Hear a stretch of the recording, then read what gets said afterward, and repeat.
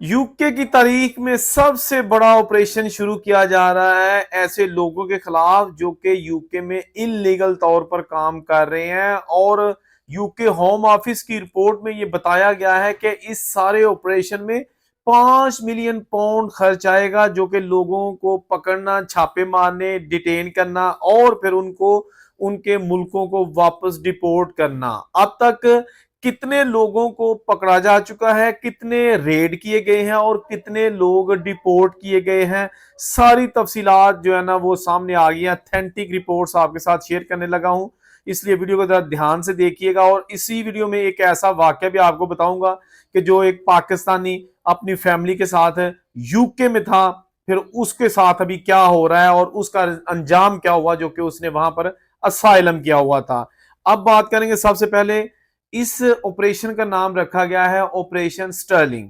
ये यूके में 2024 के मिड से, यानी कि अक्टूबर 2024 से सितंबर 2025 तक टोटल 11,000 से जायद मुकामात पर रेड किए गए हैं। 8,000 के लगभग इलीगल लोगों को गिरफ्तार किया गया है। जिस जगह पर रेड किए गए हैं उनमें जनाब ब्यूटी सैलून है, टेक अवे डिलीवरी वाले जो लोग हैं, डिलीवरी की जॉब्स करते हैं वो हैं, किचन हैंड है, शेफ हैं और कार वॉश वगैरह।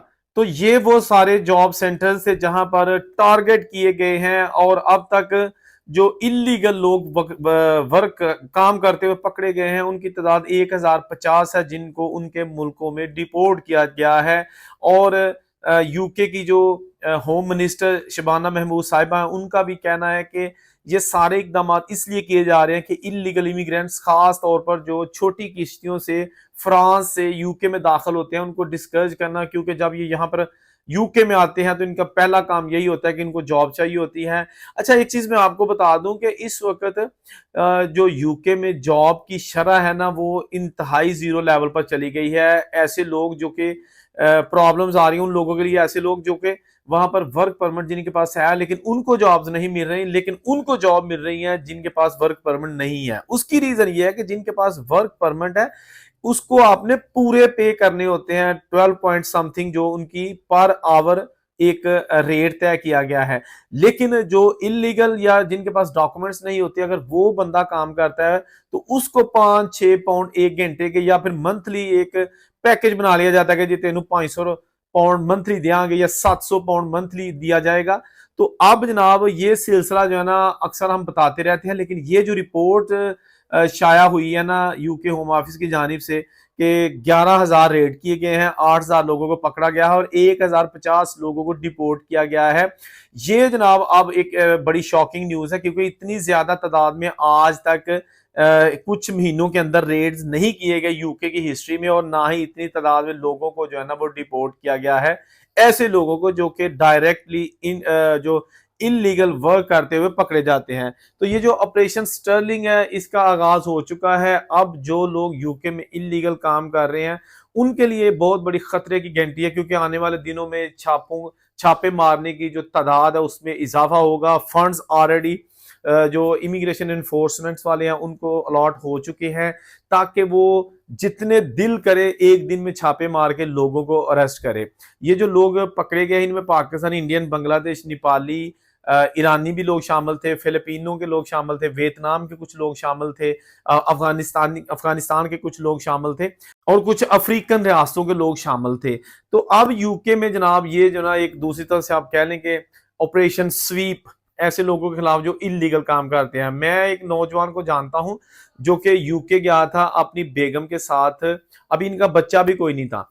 तो ये यूके गए थे विजिट वीजे पर, कुछ साल पहले की बात है, और इन्होंने वहां जाके असाइलम अप्लाई कर लिया था कि जी हमें पाकिस्तान में खतरा है। उसकी बेगम के बिहाफ पे असाइलम किया गया था कि उसकी बेगम ने कहा था कि मैं एनजीओ में काम करती थी और वहां पर मेरे कुछ लोग जो ना खिलाफ हो गए और मुझे हरासा करने की कोशिश की गई, अगवा कर लिया गया और मुझे कुछ दिनों ने उन्हें अपने पास भी रखा और मेरे साथ ये किया वो किया, तमाम चीजें जो है ना वो उन्होंने बताई। लेकिन उनका केस रिजेक्ट हो गया क्योंकि उसमें जो उन्होंने कहानी लिख कर दी थी और जब इंटरव्यू पे गए थे तो उनमें तजाद था। अब मैं आपको थोड़ा सा ये बता दूं आगे जाने से पहले कि जो असाइलम होता है उसमें ये होता है कि पहले आप स्टोरी लिखकर उनको दे देते हैं, उसके बाद फिर जब इंटरव्यू करते हैं तो फिर दोबारा आपसे कहते हैं अच्छा आप बताओ, तो बंदा भूल चुका होता है कि मैंने आज से जो स्टोरी लिखकर पहले दी थी उसमें मैंने डेट्स क्या लिखी थी, स्टोरी क्या लिखी थी। अब जब वो स्टोरी उसको सुनाते हैं तो वो उसमें जब क्वेश्चन करता है इमिग्रेशन वाला बंदा, तो वो तजाद आ जाता है, तो उन्हें शक हो जाता है कि इसमें कुछ गलत कह रहे हैं या ये गलत है ना, वो धोखा दिया जा रहा है। तो उस बंदे ने जनाब वहां पर असाइलम तो उसका रिजेक्ट हो गया उस मियाँ बीवी का, लेकिन उन्होंने इल्लीगल रहना शुरू कर दिया। वो एक रेस्टोरेंट्स में काम करता था मियाँ, और बेगम भी उसकी किसी दूसरे रेस्टोरेंट में एज अ वेट्रेस काम करती थी, पढ़े लिखे थे। ये जो बंदा है ना, जिस रेस्टोरेंट में ये काम कर रहा था, किचन हैंड की चॉपिंग करता था सब्जियां वगैरह, वो एक पाकिस्तानी इंडियन रेस्टोरेंट था, इंडियन उसका मालिक था, और ये वहां पर काम करता था। और वहां पर कुछ महीने पहले, जैसे मैंने पहले कहा कि ऑपरेशन स्टर्लिंग है, एक रेड हुआ था और ये बंदा पकड़ा गया डिटेंशन सेंटर में। अब आप देखिएगा, ना इनका भी कोई बच्चा है, बेगम जो है ना वो रह रही है, मतलब है अब अकेली, ये लड़का जो है ना डिटेंशन सेंटर में चला गया है। अभी तक इसको डिपोर्ट तो नहीं किया गया, लेकिन जो इनके हालात हैं वो यकसर चेंज हो चुके हैं, क्योंकि मेरी एक लॉयर से बात हो रही थी, उसने कहा था कि जी जो इलीगल तरीके से बंदा यहाँ काम करते हुए पकड़ा जाता है ना, अब इतनी सख्ती की जा रही है कि उनको छोड़ा नहीं जा रहा, क्योंकि वो ब्रीचेस कर रहे हैं अपने वीजा की कंडीशंस, और जो उनके पास वर्क राइट्स नहीं है वो भी उसको ब्रीच करते हैं, उसको तोड़ते हैं, उस वायदे को, उस कॉन्ट्रैक्ट को। इसलिए अब उनके खिलाफ जो है ना वो कार्रवाई होती है और उसको डिपोर्ट किया जाता है। तो अब आप खुद देख लें कि एक बंदा जो कि बेहतर मुस्तकबिल के लिए बैरून मुल्क जाता है, बच्चे वहां पे पैदा होंगे, उनके जनाब वहां पे नेशनैलिटीज होंगी, जैसा भी है।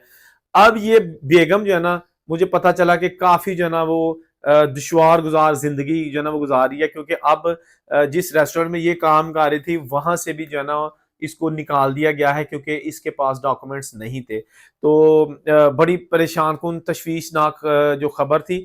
इस तरह का एक केस तो मुझे पता चल गया या किसी को पता चल गया, लेकिन ऐसे लातादाद केसेस हैं जो कि आए रोज होते रहते हैं। और ये चीजें आपको बताने का मकसद भी यही होता है कि हालात से आपको बाखबर रखा जा सके। कुछ लोग ऐसे होते हैं कि वो चाहते हैं कि जनाब उनको बस सब्ज बाग दिखाए जाएं कि पाजी वीजे खुल गए ते जनाब पैसे तुसी जनाब बाहर जाके कमाओ, और ये वो बिल्कुल आप अगर बाहर जाना चाहते हैं तो जरूर जाएं।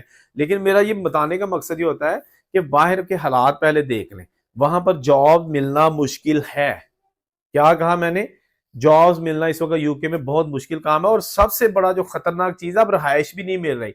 और मेरा एक दोस्त था, वो कह रहा था कि मैंने जो है ना वो रहायश के लिए 2-3 जगह अप्लाई किया है, तो मुझे शायद पाकिस्तानी समझ के उन्होंने इनकार कर दिया कि इश्तहार दिया हुआ है। मैं जब जाता था तो मैं मुझे देखते कहते नहीं नहीं ये जनाब ये तो पूरा हो गया है, हमें अब नहीं बंदे चाहिए। लेकिन बाद में पता चला कि नहीं, उसने मेरे जो है ना पाकिस्तानी या इंडियन फेस जो होता है ना इसको रिजेक्ट किया है। बेसिकली उसके पास कमरा था जो गोरा उसका ऑनर था। यहां तक हालात पहुंच चुके हैं, रेसिज्म आप कह सकते हैं, लेकिन आप क्या कर सकते हैं? एक बंदा कहता है नहीं जी मेरे पास कमरा था, आप सॉरी लेट हो गया, वो चढ़ा दिया, लेकिन बेसिकली वो कमरा अभी होता है। तो ये सारी चीजें रियलिटीज हैं जो हम आपको दिखाते हैं। मेरा काम सिर्फ यही है कि आपको बाहर की पिक्चर दिखाना, फैसला आपने करना है। सारी जो है डिसीजन पार जो है ना वो आपके पास है, क्योंकि आपने जो है ना वो अपना फ्यूचर डिसाइड करना है। मैं हमेशा अपनी वीडियोस में कहता हूं कि जब भी आपका बेशक फैमिली वीजा, वर्क परमिट लग जाता है, तो कोशिश करें कि पहले दिन ही आप अपनी बेगम और बच्चों को साथ लेकर ना जाएं। उसकी रीजन ये है ना, ये है कि आप अगर खुद जाएंगे पहले 2 महीने 3 महीने वहां पर रहें, आपका वीजा कहीं नहीं जा रहा, एक्सपायरी डेट से आप पहले जा सकते हैं। ऊपर लिखा होता है बाहर है कि आपने कब ये ट्रेवल कर सकते हैं और कब तक ये वीजा एक्सपायर होगा।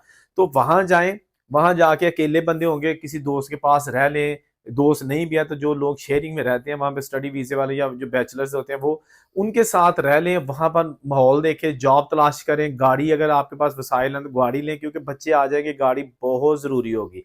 तो वहां पर जब आप जाएंगे सारा माहौल देखेंगे, उसके बाद आपके लिए इजी होगा कि अपने बच्चों को बुलाएं, फैमिली को वहां पे बुलाएं, और देन यू कैन सर्वाइव, और बड़े अच्छे तरीके से आप जिंदगी को जो है ना वो नए सिरे से स्टार्ट कर सकते हैं। जब आप पहले 2 महीने में साथ बेगम को भी ख्वार करेंगे, खुद भी होंगे, बच्चे भी डिप्रेशन में चले जाएंगे, और आप अभी पाँव पे खड़े भी नहीं होंगे, तो मेरा ख्याल है कि उसके बाद बेशक जितनी मर्जी आपको आसानी मिल जाएगी, आप वो डिप्रेशन जो है ना उससे नहीं निकल पाएंगे। सारी जिंदगी खुद को एक घुटन सी जो है ना वो महसूस करते रहेंगे। वीडियोस बनाने का मकसद होता है आपको थोड़ा सा रियलिटी से आगाह करना। वीडियो कैसी लगी, आपके कमेंट का हमेशा की तरह मुझे इंतजार रहेगा। मजीद आप जो है ना हमें गाइड करते रहिएगा, और उनसे कुछ इजाजत दीजिए। अल्लाह हाफिज।